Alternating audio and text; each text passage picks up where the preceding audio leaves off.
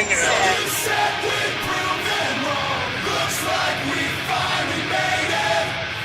Hello, I'm Josh from Evergreen Terrace. I'm Denise. From Punk World Fuse. Thank you. So your old release, Blowing Chunks, is is only available on vinyl and digital. Yeah. Why did you not put it on disc? That release only exists because when we left Eulogy Recordings to go to Metal Blade, that was part of our deal to get out of our contract with Eulogy. That we had to give them 2 songs for a digital release and 7-inch. So those 2 songs were left over from the Wolfbiker recordings. Okay. And that picture is real. It's a picture of a real homeless dude throwing up. Just one of those like captured perfectly. And we gave him royalties. We gave him some money. Really? Yeah, we gave him some money. I mean, you know, we gave the dude some money. We're like, hey, we're gonna use this. He's like, okay. And we're like, here's some money. Was he Irish? He was Irish. He was in Miami. He's Irish Miamian. Is that what they call it? Miamians? I don't know. Who took the picture? A guy that worked for Eulogy. The guy that did the layout. Okay. Yeah. So it wasn't like Pete. His name's Pete, and he sings in a band called Know the Score. Thank you, Pete. Thanks, Pete. Haven't talked to you in a while. Wish you'd return my email. Son of a bitch. Caleb and Alex are semi-new. Did you put them through the buffalo and sugar shouldering stuff yet? Yes. Caleb, before he started playing drums, he worked for us as crew since 2005. So he's been repeatedly shitted on. Oh, okay. And I mean that in the most literal sense.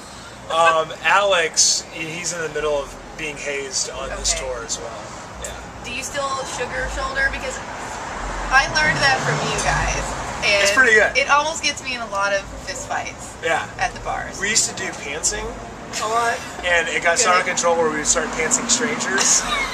And that would really cause some problems. Yes. Okay. Our old drummer pants this dude in the middle of a Wendy's, and the guy got so mad, but he didn't know what to do because he had all these like junior bacon cheeseburgers on his plate. He's like this buff like jock guy, and then we're all laughing so hard. The guy just usually if you have a group of friends and everyone's laughing, then it lightens the mood. Right. And then there's no violence. Are there new games that you've been doing? Yeah, we have a game called Destroy. And that's whenever you have anything in your hand that's worth more than $10, you have to destroy it. What? Yeah. That's retarded. That's great. What, you mean if you destroy? We crashed the van, smashed our cell phones. Now we're just like minimalist. Because now we're afraid to have anything You'll all be like G.G. Allen in a year. I like that game because I have a nice camera. Yeah, you'd have to definitely destroy that. It's alright. You don't pick the game picks you. You guys have been a band for over 10 years, as we discussed pre-recording. Do you think you have another 10 years in you? I don't know if I have another 10 years of life in me. Okay. I don't know, that's pushing it. But 2021, I don't know. That sounds like a long time. Yeah. We'll see. Okay, so maybe. I'm not going to hold my The breath answer for is that. maybe. Yeah. Okay. Well, you guys haven't had a new album in a while. Right. Last Since album. 09. Yeah, September 09. When are you going to have a new release? We have I have a few songs and Craig has a few songs, and right now it's just we're still touring so much on Almost Home that we haven't really sat down and started digging into the whole writing into the next record. So I don't know, maybe we'll start working on it later this year, and maybe we'll just pull a propaganda and put 5 years between every record. Propaganda That would be is easier. good. Yeah. You still active with 1/5? Is that how you say it? With the X's? Yeah. Okay. No, 1/5 has not been a band since I don't know, 2003. Yeah, for a long time, yeah. Oh, so not since I was in high school, kids. That's right. Not since she was in high school, kids. All right. Well, you are straight edge, right? Okay. Are any? The beanie. I didn't. It confirms it. Good. Is anybody else in the band straight edge? Caleb, my brother, who plays drums. Is he literally your brother? Yeah, he's my little brother. Oh, I didn't know. 4 years separation. Is that? Are you joking right No. now? Fun fact: his birthday's on May 18th, and my birthday's on May 19th.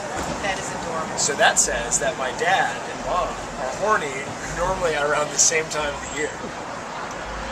Well, speaking of the straight edge stuff, does it cause conflict that people are not straight edge and that people are? You guys fight about it? You get mad when other people get drunk? No, I mean, for anyone who's ever been sober around someone who's like extremely so drunk they have no clue what they're doing, it can be irritating sometimes, especially if you're already in a band with them for like 40 days. But after being a band for so long and us all touring together for so long, even Caleb, when he's been crew for us for 6 years, and now he's in the band. We all know how to kind of react to it. So it's like when someone stumbles in the van and they're Slimer, we know, like, all right, just we know how to handle it. And it's cool too, because those dudes always know that like we're looking out for them, for their best interests, and they've got designated drivers. That's nice. It's nice. Well, does Craig ever not wear a hat? Because I swear to God, I've only seen that dude in a hat. It used to be like a tour reward for everyone on the tour at the end of the day, at the end of the tour, for him to pull the hat off. But I have not seen him without a hat in a very long time. Only when he's that drunk. When I mentioned it, I'll get in and he's in the van, he's holding his hat. Falls off. Yeah, one eye's open, the other eye's like backward. What is his head? Does he have something weird? Yeah, he has like 7 fingers on top of his head. Nah, he just has a shaved head.